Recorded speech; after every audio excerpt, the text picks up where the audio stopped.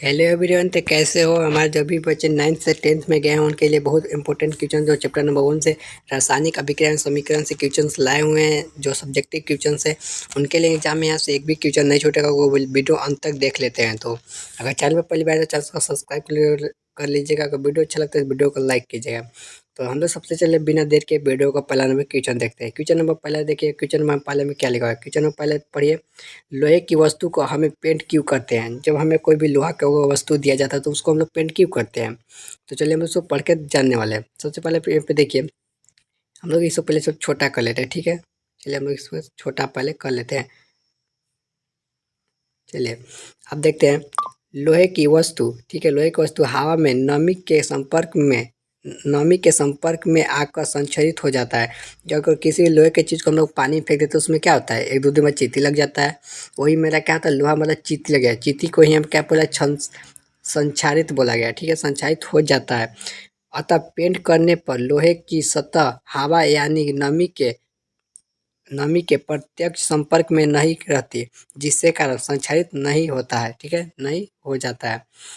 तो हमारा इसका राइट आंसर यही था। तो हम लोग चलते लिखा हुआ कि पता है कि इस तरह के लोहा का पेंट करने पर संक्षारित या ग्रीस नहीं होता है। ठीक है, चलिए हम लोग क्वेश्चन नंबर 2 देखते हैं। क्वेश्चन नंबर 2 के लिए यहाँ देखिए नीचे करते हैं। यहाँ पे क्वेश्चन नंबर 2 पे सभी बच्चे ध्यान देंगे। क्वेश्चन नंबर 2 में हमारा क्या बोल रहा है। ठीक है, क्वेश्चन नंबर 2, तेल एवं, ठीक है, तेल एवं वस्तुमुक्त खाद्य पदार्थों को नाइट्रोजन एवं प्रभावित क्यों किया जाता है। ठीक है, नाइट्रोजन से प्रभावित क्यों किया जाता है जो खाने वाली वस्तुएं हैं। तो इसका आंसर देखिए हमारा क्या होगा। नाइट्रोजन एक प्रतिक्रिया ऑक्सीकारक है। ठीक है, जो इन पदार्थों को उपचयित ऑक्सीकृत होने के पश्चात बचाता है। ठीक है, अतः तेल एवं वस्तुयुक्त खाद्य पदार्थों को विकृगंधिता नहीं हो पाता। ठीक है, नहीं हो पाती है। इस तरह वस्तुपायत पदार्थ खराब नहीं होते हैं। ठीक है, जो भी खाने वाली चीज़ें, साग सब्जी, उनको हम लोग नाइट्रोजन में प्रभावित करते हैं क्योंकि वो खराब जल्दी नहीं होते। इसको वजह से हम लोग करते हैं। चलिए हम लोग क्वेश्चन नंबर आंसर हो गया। चलिए क्वेश्चन नंबर हम लोग तीसरा का देखते हैं। क्वेश्चन नंबर 3 देखिए। क्वेश्चन नंबर 3 अगर आप यहाँ से देख लेते तो आपका एग्जाम में एक भी क्वेश्चन छूटे, मैं गारंटी लेता हूँ कि 100% की है। तो सबसे पहले क्वेश्चन नंबर 3 में देखिए। क्वेश्चन नंबर 3 में यहाँ पे क्या हमसे बोल रहा है। ठीक है, पढ़िए। अवक्षेपण अभिक्रिया से आप क्या समझते हैं। ठीक है, अवक्षेपण अभिक्रिया जो है उसमें निकलते हैं, उस पर आप क्या समझते हैं, उदाहरण देकर समझाएं। ठीक है, ऐसी तो इसको थोड़ा और छोटा हम लोग करते हैं। ठीक है, देखिए यहाँ पे ऐसी रासायनिक अभिक्रिया जिनमें जिनमें अम्लीयता लवण बनता है एवं विलयन के पृथक हो जाता है और क्षेपित अभिक्रिया कहलाती है। उदाहरण के लिए हम लोग यहाँ देखिए लिख दिए हैं।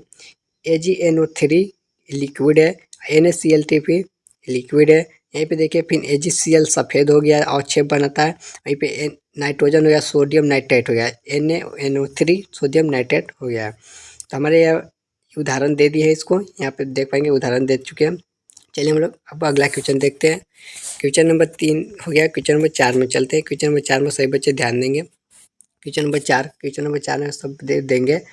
बोल रहा है कि जिंक तनु, ठीक है, जिंक तनु हाइड्रोक्लोरिक अम्ल के साथ अभिक्रिया कर हाइड्रोजन गैस मुक्त करता है, जबकि कॉपर नहीं। समझाए क्यों। ठीक है, तो हम लोग सबसे पहले इसका आंसर लिखते हैं। आंसर देखिए कैसे लिखेंगे।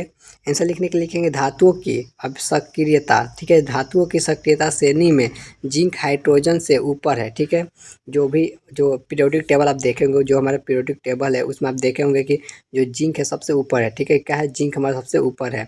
वहीं पर आप देखिएगा यहाँ पे देखिए नीचे है, जबकि कॉपर हाइड्रोजन से नीचे है। कॉपर क्या है, हाइड्रोजन से नीचे है। वहीं यहाँ का है फलत जिंक तनु हाइड्रोक्लोरिक अम्ल से हाइड्रोजन को विस्थापित कर देता है, जबकि कॉपर नहीं कर पाता है। ठीक है, कॉपर नहीं कर पाता है, हाइड्रोजन को विस्थापित कर देता है लेकिन कॉपर विस्थापित नहीं कर पाता है। इसकी वजह से वो। चलिए अगला क्वेश्चन देखते हैं। क्वेश्चन नंबर 5 में दीजिएगा। क्वेश्चन नंबर 5 में सही बच्चे ध्यान देंगे। क्वेश्चन नंबर 5 आपके लिए बहुत मोस्ट इम्पोर्टेंट क्वेश्चन 5वां का है। देखिए पहला है कि सिल्वर क्लोराइड को गहरे रंग की बोतलों में गंभीरता क्यों किया जाता है। तब सबसे पहला इसका आंसर हम लोग देखिए कैसे लिखेंगे। सूर्य के प्रकाश की उपस्थिति में सिल्वर क्लोराइड को निम्नलिखित अभिक्रिया से अनुसार अपघटित हो सकता है। ठीक है, जब सिल्वर क्लोराइड होता है, जब उसका हम लोग सूर्य के रोशनी में रखेंगे तो टूट जाता है। कैसे टूटता है, आप लोग उदाहरण के लिए देखिए, आपको दिए गए हैं। ठीक है, आप उदाहरण के लिए यहाँ पे देखिए, जब Cl2 को जब तोड़ते हैं तो 2Ag+Cl2 में टूट जाता है। ठीक है, टूट जाता है, इसलिए इसे गहरे रंग की बोतलों में रखा जाता है। तो इसका आंसर ये हो गया। चलिए हम लोग क्वेश्चन नंबर 6 देखते हैं। क्वेश्चन नंबर 6 हम लोग, चलिए क्वेश्चन नंबर 6। ठीक है, क्वेश्चन नंबर 6 पर सभी बच्चे ध्यान देंगे। क्वेश्चन नंबर 6 में, जब लोहे की कील, ठीक है, जब लोहे के कील कॉपर के सल्फेट के विलयन में डुबोया जाता है तो विलयन का रंग क्यों बदल जाता है? ये मोस्ट इम्पोर्टेंट है, इसलिए सही बच्चे बहुत भी आई है, इसलिए सही बच्चे इसको एकदम लिख ही लेंगे, याद कर ही लेना है, क्योंकि एग्जाम में बहुत 10 से 12 बार पूछा गया है क्वेश्चन से। तो चलिए हम लोग बताते हैं कि इसका पढ़ के बताते हैं आंसर कैसे हो रहा है। ठीक है, आंसर लिखने के देखिए क्या करना है। जब कॉपर सोर्स, ठीक है, आप देखिएगा, जब कॉपर सल्फेट के विलयन में लोहे के कील को डुबोया जाता है तो कॉपर सल्फेट विलयन से कॉपर का विस्थापित कर देता है, वहीं पे आयरन सल्फेट बनता है। रंग में हरा हो जाता है, इसलिए इसे विलयन का रंग बदलता जाता है। ठीक, विलयन का रंग बदल जाता है। यहाँ पे क्या बोल रहा है, ठीक है, अब देखिए, जो कॉपर सल्फेट है वो लोहे के कील द्वारा जब डुबाया जाता है, जब भी कॉपर सल्फेट, मैं इसका उदाहरण दे के बताता हूँ, उदाहरण कैसे।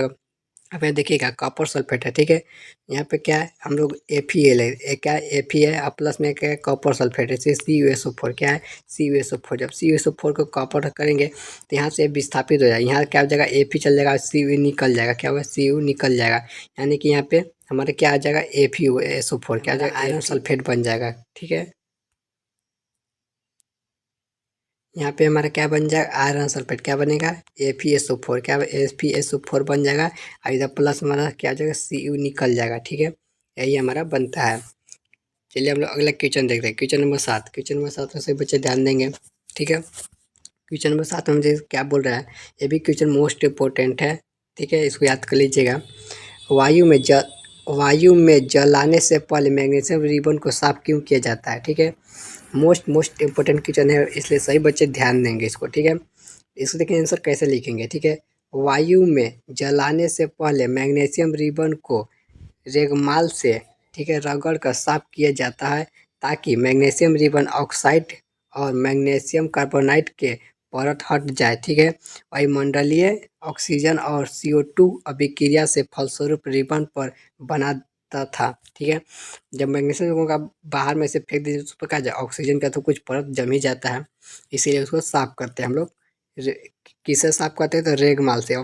MCQ में पूछ जाता है कि मैग्नीशियम रिबन को किसे साफ किया जाता है, ठीक है, तब तो बोल सकते हैं रेगमाल से। ठीक है, चलिए हम लोग क्वेश्चन नंबर 8 देखते हैं। क्वेश्चन नंबर 8 हम ध्यान दीजिए, सभी बच्चे क्वेश्चन नंबर 8 में ध्यान देंगे। ठीक है, क्वेश्चन नंबर 8, ठीक है, क्वेश्चन नंबर 8 में अब यहाँ पे देखिए क्या है। ठीक है, निम्नलिखित समीकरण के लिए संतुलित समीकरण लिखिए। ठीक है, निम्नलिखित समीकरण के संतुलित समीकरण लिखना है। जैसे कि आप देख सकते, पहला क्वेश्चन देखिए पे हाइड्रोजन क्लोराइड, जो हाइड्रोजन क्लोराइड बनता है। ठीक है, तो यहाँ H2Cl, यहाँ 2HCl, जो कि हमारा हाइड्रोजन क्लोराइड बन गया। दूसरा काम है कि बेरिलियम क्लोराइड, ठीक है, एल्युमिनियम सल्फेट के barium sulphide plus aluminium chloride बनता है, जो कि हमें यहाँ पे दे दिया गया कि 2BlCl2, यहाँ पे Cl2SO4 भी दिया, 3BSO4 बन गया। वही तीसरा का क्वेश्चन देखिए, सोडियम जल को सोडियम हाइड्राइड, ठीक है, वहाँ पे सोडियम 2Na, वहीं पे देखिएगा 2Na, वहीं पे 2H2O बना है, और फिर 2NOHH2 बन गया है। ठीक है, अगर वीडियो अच्छा लगा तो वीडियो को लाइक कीजिएगा, चैनल सब्सक्राइब कर लीजिएगा। मैं इसी तरह के वीडियो में क्लास 10 का सभी साइंस का मैं पूरे कंप्लीट यहाँ पे आपको सिलेबस कंप्लीट करने वाला है, इसलिए